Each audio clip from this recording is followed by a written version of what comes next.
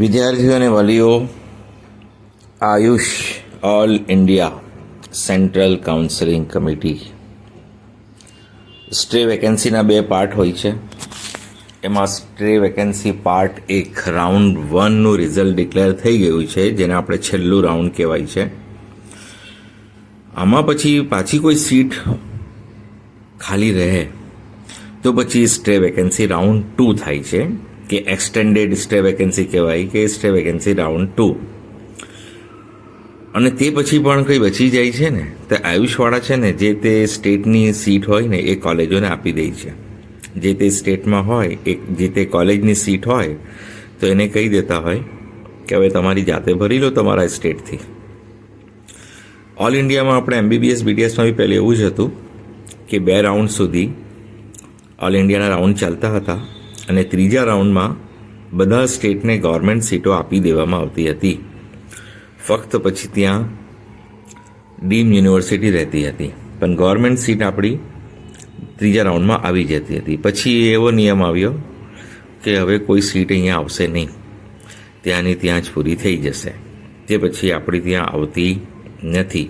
પણ આયુષવાળા થોડા સમજદાર છે. સ્ટે વેકેન્સીના 2 રાઉન્ડ કર્યા પછી પણ સીટ બાકી રહે છે, તો જે તે કોલેજની સીટ પરત કરી દે છે કે હવે તમારી રીતે તમારી મેળે તમે ભરી લો. તો Ayush Delhi central counselling Ayurveda, homeopath, સીધા યુનાની, અને જામનગરની આપણી ફાર્મસી આયુર્વેદની, એનું રિઝલ્ટ ડિક્લેર થઈ ગયું છે. એડમિશન કમિટી આની જ વાર જોતી હતી. હવે આ રિઝલ્ટ ડિક્લેર થઈ ગયા પછી જેટલા લોકોને અહીંયા સીટ મળી છે એ લોકોના નામ ગુજરાતની મેરિટ લિસ્ટમાંથી કમી કરવામાં આવશે. જો એમણે અહીંયા પણ રજિસ્ટ્રેશન કરી રાખ્યું હશે અને આયુષમાં ટ્રાય કરી હશે, તો આયુષના સીટ એલોટ થવા પછી ગુજરાતના જેટલા સ્ટુડન્ટ્સ હશે એમનું નામ આયુર્વેદ હોમિયોપેથની મેરિટ લિસ્ટમાંથી કમી કરવામાં આવશે. જો ક્યાં આયુર્વેદ હોમિયોપેથની મેરિટ લિસ્ટમાંથી કમી થશે, MBBS BDS વાળાની મેરિટ લિસ્ટમાંથી નહીં, આયુર્વેદ હોમિયોપેથની મેરિટ લિસ્ટમાંથી એમના નામ કમી થશે. પછી આપણી મેરિટ લિસ્ટ અપડેટ થશે. જે આપણે નવું રજિસ્ટ્રેશન વેરિફિકેશન બધું આવ્યું હતું ને, એની મેરિટ લિસ્ટ હજુ અપડેટ નથી થઈ. તો આ લોકોના નામ કમી કર્યા પછી આપણી ગુજરાત સ્ટેટની merit list admission committee update કરશે, અને તેને અપડેટ કર્યા પછી આપણી ત્યાં ચોઇસ ફિલિંગ આવશે. બરાબર? તો આપણી ત્યાં ચોઇસ ફિલિંગ નથી આવી તેનું કારણ આ જ હતું કે વેઇટ કરી રહ્યા હતા. હું પણ વેઇટ કરી રહ્યો હતો, એટલે હું ડેઇલી જોતો રહું છું કે આયુષનું ક્યારે પૂરું થાય કે પછી આપણું ચાલુ થાય. તો આયુષનું રિઝલ્ટ આજે આવી ગયું છે.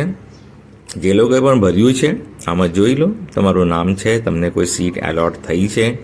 જેમને સીટ એલોટ થઈ ગઈ હશે એમને ગુજરાતમાં નહીં મળે, અને જેમને સીટ એલોટ ના થઈ હોય એ લોકો ગુજરાતની કાઉન્સેલિંગમાં ભાગ લઈ શકે. જો એમને અગાઉ રજિસ્ટ્રેશન કરી રાખ્યું હોય, એમનું નામ મેરિટ લિસ્ટમાં આવી જાય, તો એ લોકો ગુજરાતમાં ભાગ લઈ શકે છે. અને હમણાં એક નોટિસ આપી છે એ લોકોએ, દર રાઉન્ડ વખતે જેવી રીતે આપે છે કે આ પ્રોવિઝનલ છે, તમને કંઈ વાંધો હોય, કંઈ આમાં ભૂલચૂક હોય તો અમને ઈમેલથી જાણ કરો, જેથી અમે ભૂલ સુધારી લઈએ. એ નિયમ અનુસાર ઓલ ઇન્ડિયાવાળા આવું કરતા હોય, MBBS BDS વાળા હોય કે પછી આયુર્વેદ હોમિયોપેથવાળા હોય. પણ એમાં જે નોટિસ લખી છે ને એમાં પણ ભૂલ કરી છે. નોટિસ તો આપણે રિઝલ્ટ તો હમણાં એ લોકોએ ડિક્લેર કર્યું છે, અને નોટિસમાં લખ્યું છે કે 2:30 AM 2:30 વાગ્યા AM, એટલે એ તો થઈ ગયા ને, રાત્રે 12 વાગ્યા પછી તારીખ બદલાઈ જાય. તો 12 વાગ્યા પછી 12 વાગ્યા અને એક સેકન્ડે સમજો કે આપણી ત્યાં 8 તારીખ થઈ ગઈ. તે પછી 1 AM આવે, 2 AM આવે, 2:30 AM આવે, 3 AM, 5 AM, આ AM આવતા હોય 11:59 સુધી આપણા સવારના હમણાં. બરાબર? તો એમણે લખ્યું છે 2:30 AM સુધી અમને ઈમેલથી જાણ કરો. તો 2:30 AM તો રાત્રે જ થઈ ગયા, એમને રિઝલ્ટ ડિક્લેર કરવા પહેલાં જ થઈ ગયા હતા. રિઝલ્ટ તો હમણાં ડિક્લેર કર્યું છે. તો 2:30 PM સુધી સમજી ગયા. કોઈને કંઈ પ્રોબ્લેમ હોય તો તમારે 2:30 PM આમાં લખ્યું છે ખોટું, 2:30 AM લખ્યું છે. AM તો ગઈ રાત થઈ ગઈ 8 તારીખની. હવે 2:30 PM સુધી તમે એમને જાણ કરી શકો. એટલે કંઈ પ્રોબ્લેમ હશે તો ઠીક સુધારશે, નહીં હશે તો પછી ફરી ફાઇનલ રિઝલ્ટ ડિક્લેર કરી દેશે. સાંજ સુધીમાં ફાઇનલ રિઝલ્ટ ડિક્લેર કરી દેશે. મેરિટનું લિસ્ટ આવી જશે એડમિશન કમિટી પાસે. તો એડમિશન કમિટી એ લોકોના નામ રિમૂવ કરી દેશે અને પછી ચોઇસ ફિલિંગ આવશે. બીજું, ગુજરાતના વિદ્યાર્થીઓ માટે સમાચાર છે. ક્રિષ્નાની હજુ સુધી કોઈ વેબસાઇટ પર અપડેટ આવી નથી, પણ એક નવી કોલેજ આવી છે લીંબડીમાં આયુર્વેદની. તો 100 સીટ સાથે આવી છે. 100 સીટ સાથે લીંબડી આયુર્વેદ નવી કોલેજ એડ થઈ છે. ચોઇસ ફિલિંગમાં આવશે.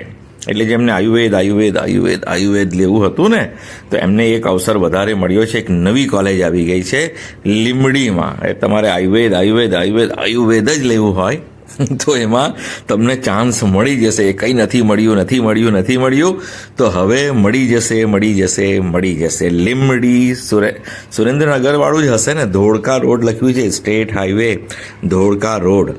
તો જોઈ લેજો. ક્રિષ્નાની માહિતી આવશે તો અપડેટ કરીશ. ચોઇસ ફિલિંગ આપણી સ્ટેટની ચાલુ થશે તો પણ હું અપડેટ કરીશ.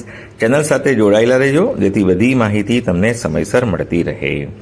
વિડીયોને લાઇક કરવાનું ભૂલતા નહીં, શેર કરવાનું ભૂલતા નહીં, નોટિફિકેશન ઓન રાખજો, જેથી બધા વિડીયો તમને તરત મળી જાય. અને સબસ્ક્રાઇબ તો કરી જ રાખ્યું હશે.